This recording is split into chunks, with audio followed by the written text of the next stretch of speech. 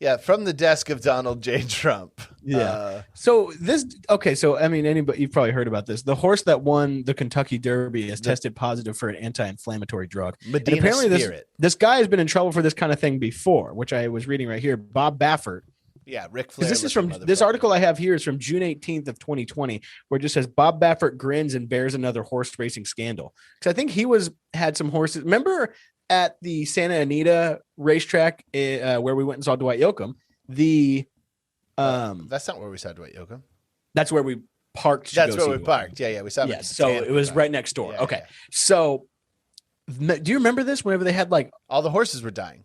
The horses were dying like every day for like a think month. Like over 20 horses died. Eddie Pepitone was. I did a show with him the other day, and he was screaming about horses dying, and nobody had any idea what he was talking about. That's what the horses do in Santa Anita. They die. Yeah. So we were talking about that while we were waiting for the shuttle to get into the Dwight Yoakam show.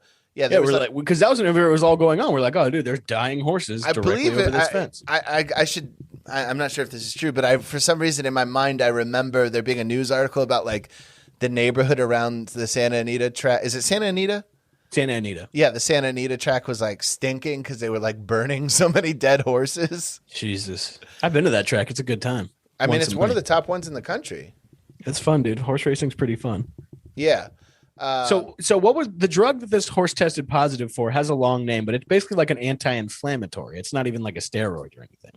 Yeah. So what I'm hearing is that his new excuse. First, he said there was nothing going on, and then he said maybe it was the hay. Maybe there was something in the hay that they were feeding him, and now he's saying that he's admitting that the horse was treated for dermatitis, which is a skin rash. Huh. Okay. I don't know if there's any other kind of rash, but. Yeah, a rash. If you have a rash on the inside, you're in big trouble. Yeah.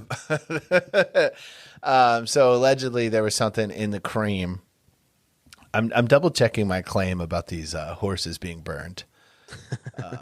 So then there was another thing in March of 2020 where federal authorities charged 27 people related to the shipment and administration of drugs designed to secretly and dangerously enhance the performance of racehorses.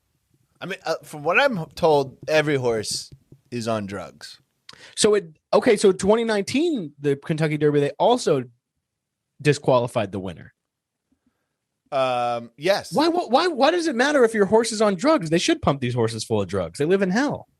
Yeah, I mean, I also don't understand if they're all, it's kind of like with Lance, how like people think Lance Armstrong is the only cyclist who's on drugs. It's like, no. Oh yeah, they had to disqualify the first 30 cyclists. Yeah, exactly. Like the fucking Latvian 90th place guy got the yellow jersey because they're all doping. I don't. It's tough. It's like, how do you regulate this at this point? You know what I mean? Like, I don't know. But here's what Donald Trump had to say about the Medina Spirit. He said, so now even, I'm not going to do the voice.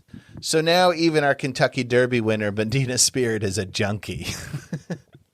This is emblematic. He doesn't know what that means. This is emblematic of what is happening to our country. The whole world is laughing at us as we go to hell on our borders, our fake presidential election, and everywhere else.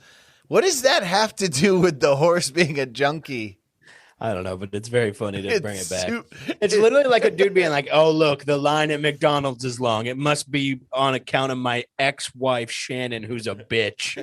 Well, it's also it's like how a PR agent teaches you to plug your project when you go into the radio station where they're like, so I heard you grew up in Georgia. And it's like, yes, which is also where we filmed Walking Dead, which season 13 coming out.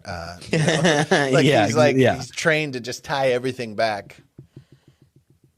So I don't know. I grew up, my grandfather used to take me to the horse tracks. I would play under the benches while horses would race, and he would bet, and he would shove hot dogs. My grandfather would eat hot dogs in the most insane way, where he would open his jaw like it was almost like he was unhinging like a snake, and then he would wiggle the hot dog to get like deeper in there, and then he would Jesus Christ. Yeah, he would bite like 3/4 of the hot dog at once, and then dunk it in water. They would like have this giant chew in his mouth of hot. He looked like John Kruk or something.